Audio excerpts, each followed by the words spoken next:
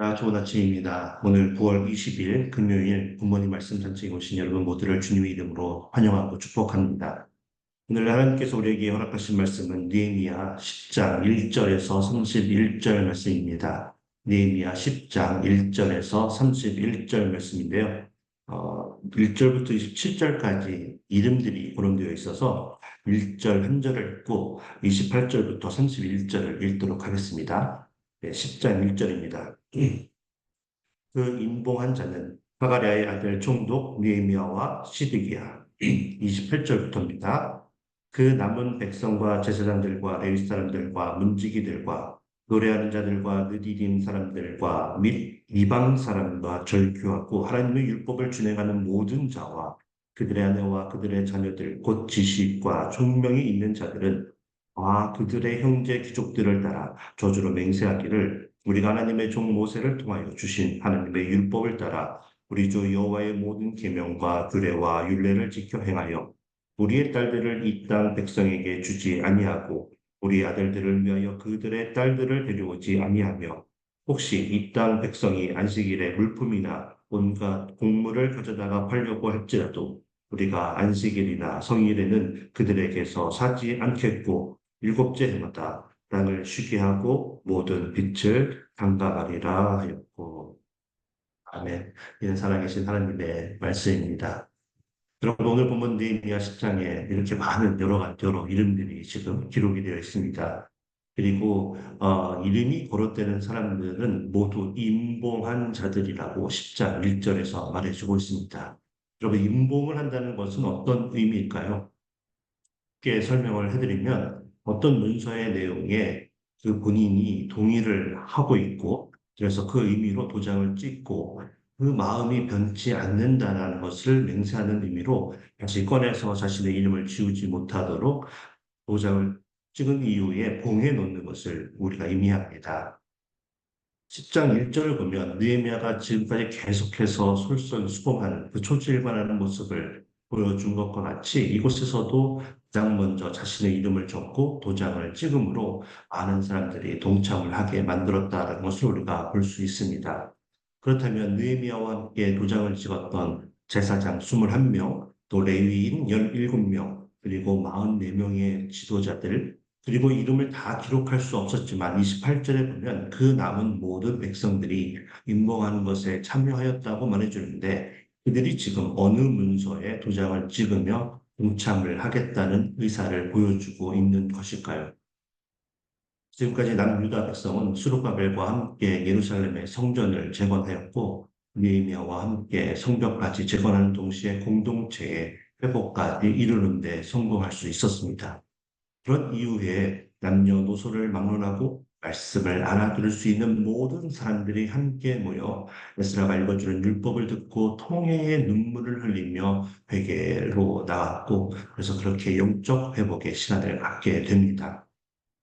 그리고 어제 말씀 9장 38절에서 보듯이 하나님께서 아브라함과 언약을 맺으시고 지금까지 변함없이 은혜와 자비를 베풀어 주셨던 것을 기억하며 언약을 따라 살기로 맹세하는 문서를 만들어서 이름을 적고 도장을 찍었던 것입니다. 여러분 빌립보서 1장을 보면 사도 바울은 빌립보의 성도들이 자신과 함께 은혜에 참여하는 자가 된 것에 하나님께 감사하고 기쁨 가운데 있다고 문제를 통해 인사를 하고 있습니다. 그들이 예수 그리스도의 복음을 들은 첫날부터 지금까지 하나님의 말씀을 듣는 은혜의 자리에 함께하였고 예수 그리스도의 복음을 전하는 은혜의 자리에 함께하였고 고난 가운데도 흔들리지 않고 믿음을 지키는 은혜의 자리에 함께하였고 어려운 이웃을 위해 구제 헌금과 선교 헌금을 모으는 은혜의 자리에 함께 하였기 때문에 기쁘고 감사하다고 지금 말하고 있는 것입니다. 여러분은 지금 어느 자리에 참여하고 계십니까? 하나님께서 기뻐하시고 하나님께서 만족하시는 그 자리에 여러분이 계십니까? 아니면 여러분들이 좋아하고 여러분들이 성취감이나 만족감을 느낄 수 있는 그런 자리에 서 계십니까? 이스라엘 백성들이 어려움 가운데서도 52일 만에 성벽 재건하는 일 성공한 것 정말 대단한 일이고 박수를 받을 만한 위대한 업적이었습니다. 그러나 외형적인 회복보다 하나님의 말씀 가운데 영적 회복이 이루어지는 것이 더 중요했습니다. 우리가 교회에 나와서 여러 가지 봉사하는 것 정말로 중요합니다. 그러나 우리 안에 하나님을 향한 감사와 사랑의 마음이 없다면 아무런 소용이 없다는 것입니다. 하나님을 향한 우리의 사랑과 믿음이 하나님의 말씀 가운데 예배를 통해 회복이 되어지지 않는다면 우리는 외부와 내부에서 몰아치는 영적 공격에 또다시 쓰러지고 우리의 영적 성벽은 세상의 악한 문화와 또 사단의 모든 공격에 또다시 무방비 상태가 되고 말 것입니다. 오늘 하나님의 말씀을 듣고 통해의 눈물을 흘리며 회개로 나아가 영적 회복을 이루는 그 은혜의 자리에 남녀노소를 막론하고 말씀을 알아들을 수 있는 모든 사람들이 함께 모여 영적 회복을 이루었고 또 이제 하나님의 말씀을 따라 살기로 결단하는 문서에 모든 사람들이 이름을 쓰고 임봉하였던 남유다 백성들의 모습을 우리가 보면서 저와 여러분 모두도 이제는 하나님의 말씀을 들을 수 있는 은혜의 자리에 기도의 자리에, 또 찬양의 자리에, 또 봉사의 자리, 또 선교의 자리에 기쁜 마음으로 빠지지 않고 적극적으로 참여하기로 결단하게 되기를 소원합니다. 자, 그런데 오늘 말씀을 통해 우리는 한 가지를 더 결단할 수 있어야 합니다. 그것은 은혜의 자리에 참여하는 자가 되어 우리가 은혜를 받게 되어 기쁨 가운데 시간을 보내었는데 그 은혜의 자리를 벗어나기만 하면 그 누구도 우리가 은혜를 받았다는 사실을 모를 정도로 삶에 아무런 변화가 없는 삶을 살아서는 안 된다라는 것입니다. 교회 모든 예배와 집회뿐만 아니라 또 심지어는 주변 교회의 부흥회도 꼼꼼하게 찾아다니면서 은혜 자리에 참여를 하기는 하는데 말씀을 따라 우리의 삶이 변화하지 않는 삶을 우리가 계속해서 살아간다면 우리의 신앙을 한 번쯤 점검해 봐야 한다는 것입니다.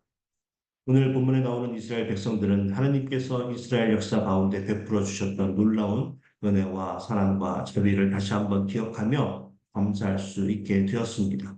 그리고 말씀을 통해 하나님께서 사랑으로 그들의 앞날을 책임져 주시고 이끌어 주실 것을 믿고 기대하며 자신이 그렇다면 어떤 말씀에 순종하며 실천하는 삶을 살아야 하는지 깊이 묵상해 보았고 그것을 실천하기로 맹세하고 있는 것입니다. 은혜 시간으로 끝나지 않았고 변화하는 삶을 위해 노력하고 실천하기로 결단을 하고 있는 것입니다. 오늘 말씀을 들은 저와 여러분이 이러한 실천하는 신앙의 자세를 배우기를 소원합니다. 그렇게 그들이 결단한 핵심이 무엇이었습니까? 바로 28절에 나오는 것처럼 이방 사람과 절규하고 하나님의 율법을 준행하는 것이었습니다. 물론 우리는 세상 사람들과 함께 살아야 합니다. 그러나 그들의 영향을 받는 것보다 하나님의 영향을 받는 것을 더 중요하게 생각해야 된다는 것이죠. 그래서 29절에서 보면 하나님의 종 모세를 통하여 주신 하나님의 율법을 따라 우리 주 여호와의 모든 계명과 규례와 율례를 지켜 행하는 것으로 예루살렘의 성벽으로 이방인들과 물리적으로 구별되는 것뿐만 아니라 그들의 삶의 방식과 자세도 세상과 구별된 삶을 살기로 맹세하고 그 서약서에 도장을 찍고 임봉을 하였던 것입니다. 우리들도 마찬가지입니다. 하나님의 은혜로 말미암아 독생자 예수 그리스도께서 십자가에서 죽으심으로 우리의 옛사람이 우리의 죄와 함께 죽었습니다. 그리고 하나님께서 예수 그리스도를 죽은 자 가운데서 살리심과 같이 우리들 또한 새 생명 가운데 다시 살아나 하나님의 자녀로 거듭나는 큰 은혜를 우리가 받게 되었습니다. 우리들이 이 은혜를 받아서 하나님의 자녀가 된 것을 세상 사람들 앞에서 공적으로 선포하기 위한 의식이 무엇입니까? 네, 바로 세례를 받는 것입니다. 우리가 하나님의 은혜를 받았고 하나님의 자녀로서 옛사람의 모든 습관을 버리고 새 사람으로 구별된 삶을 살기로 맹세하고 임봉을 하는 것과 같은 세례를 우리가 받았던 것이고 이제 또 앞으로 이렇게 된다는 것입니다. 로마서 6장 3절과 4절이 세례를 받는 것에 대한 의미를 이렇게 이와 같이 선포하고 있습니다. 로마서 6장 3절입니다. 무릇 그리스도 예수와 합하여 침례를 받은 우리는 그의 죽으심과 합하여 침례를 받은 줄을 알지 못하느냐? 그러므로 우리가 그의 죽으심과 합하여 침례를 받음으로 그와 함께 장사되었나니 이는 아버지의 영광으로 말미암아 그리스도를 죽은 자 가운데서 살리심과 같이 우리로 또한 새 생명 가운데서 행하게 하려 함이라. 그렇습니다. 세례를 통해 이제 새 생명 가운데서 하나님의 자녀로서의 삶을 살기로 우리가 사인하고 임봉을 한 것입니다. 그래서 우리는 이제 영적 성벽을 쌓고 세상과 구별된 거룩한 삶을 살기 위해 말씀에 순종하는 삶을 살아내야 하는 것입니다. 자, 오늘 말씀의 두 가지 큰 핵심 주제가 무엇이었습니까? 첫 번째, 하나님의 은혜의 자리에 참여하는 우리 모두가 되어지길 주님의 이름으로 축복합니다. 두 번째, 은혜를 받은 것으로 끝나는 것이 아니라 예수님의 십자가의 희생의 사랑으로 얻게 된 하나님의 자녀라는 이 고귀한 정체성을 우리가 반드시 지키기 위해 세상과 구별된 삶을 살려고 애쓰고 실천하는 우리 모두가 되어지길 주님의 이름으로 축복합니다. 이렇게 오늘 말씀이 끝나면 좋겠는데요.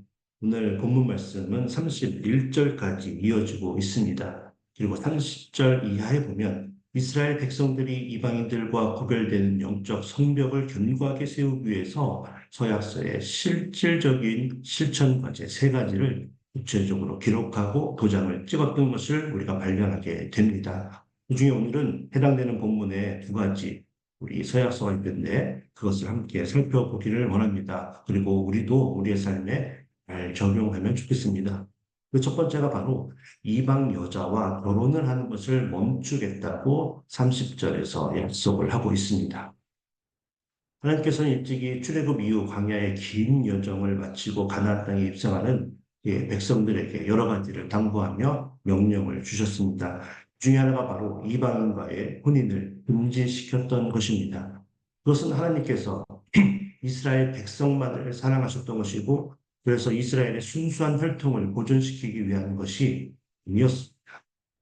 바로 이방신들을 섬기고 있는 자들과 결혼을 하는 것으로 인해 이스라엘 백성이 유혹에 넘어가 여호와 하나님을 떠나 우상을 섬기게 될 것을 막기 위함이었던 것이죠.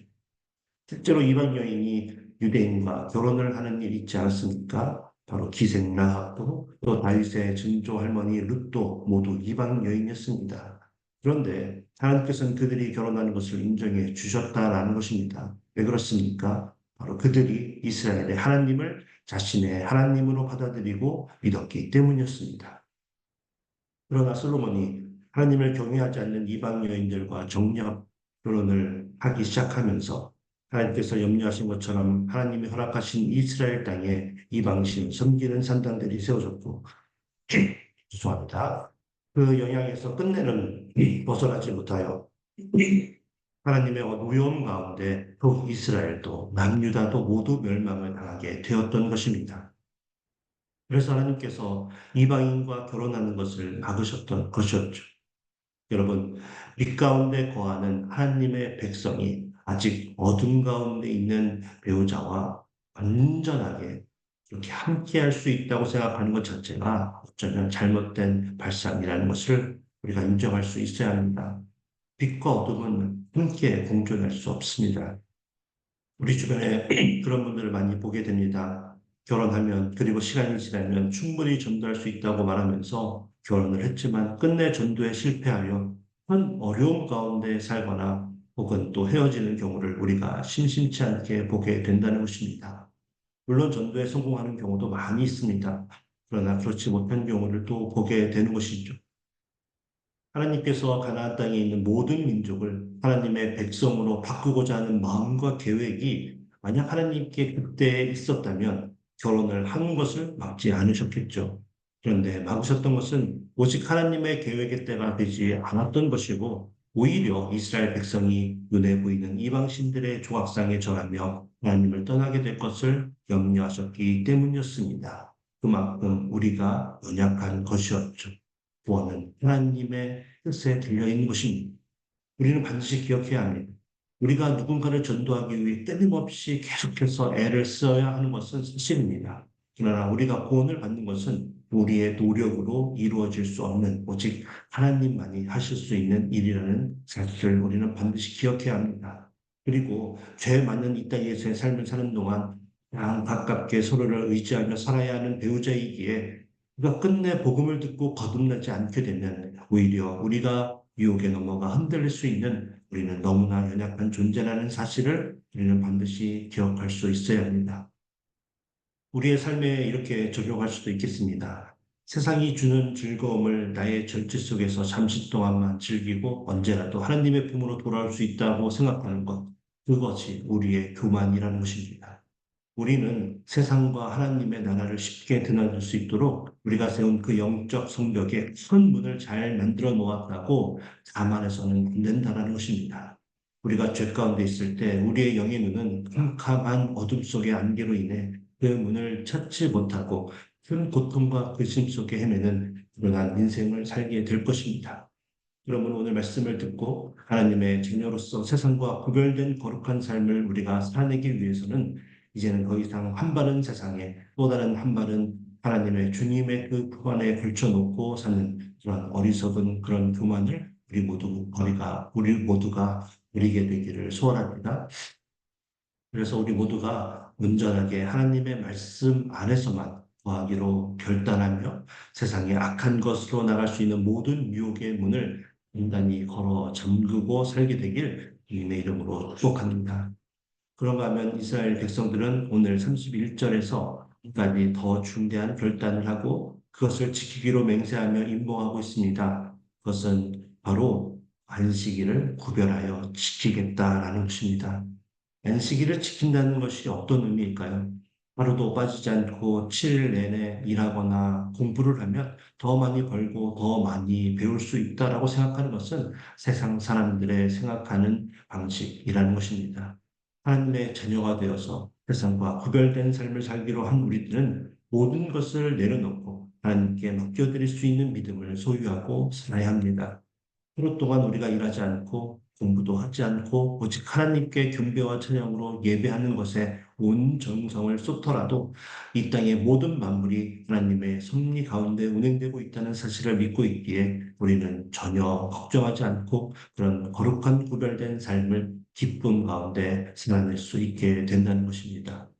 31절에 보면 7년째 되는 희년에 농사를 짓지 않고 아예 땅을 쉬게 할 뿐만 아니라 또 모든 빚도 통감해 주겠다는 그런 맹세를 지금 느헤미야와 모든 사람들이 함께 하고 있습니다.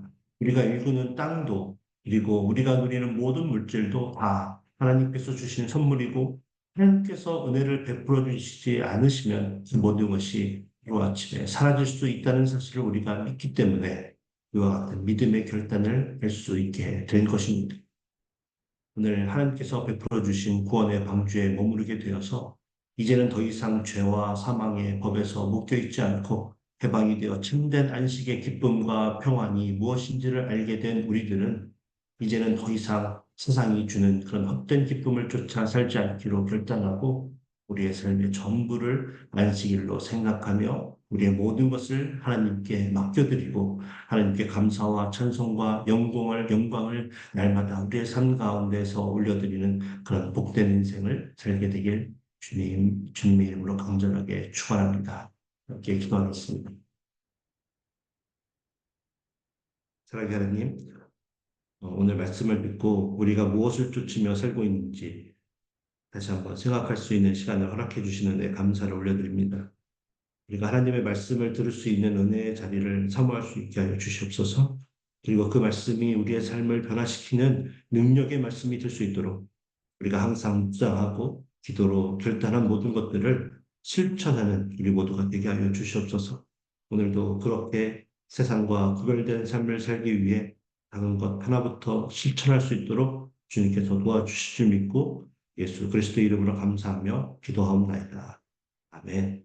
이제 말씀을 생각하며 우리가 하나님의 말씀을 사모할 수 있는 마음을 갖게 달라고 기도하고 그 말씀을 들을 때마다 하늘의 지혜를 깨닫는 은혜와 그 말씀이 우리의 삶을 변화시키는 실천하는 믿음의 삶을 살게 해달라고 함께 기도하길 원합니다. AKPC 공동체의 모든 성도님들 제자의 길을 걷기로 결단하고 우리 교회 비전, 말씀, 제자, 미션을 공동체로 우리 교회가 하나가 되게 해달라고 기도하겠습니다. 재직 선출의 모든 과정 속에서 하나님께서 은혜를 베풀어 주시길 함께 기도하길 원합니다. 또 교회에서 준비하고 진행하는 모든 프로그램들 하나님께서 인도하여 주시길 함께 기도하길 원합니다. 9월에 기도하고 있는 남아공의 김종현, 이흥란 선교사님, 그리고 각 목장에서 후원하는 선교사님의 사역과 가정을 위해 함께 기도하고 또 수술 후의 회복과 재활 중인 성도님들 위해 또 수술을 앞두고 있는 성도님들 위해 또 취업의 문제, 경제적인 문제, 신분의 문제, 경계 문제 등 여러 가지 어려움으로 인해 힘든 시간 보내고 있는 성도님 위해 합심하여 기도하고 오늘 하나님의 말씀을 실천하기 위해 세상으로 담대하게 우리 모두 나가도록 하겠습니다. 함께 기도합니다.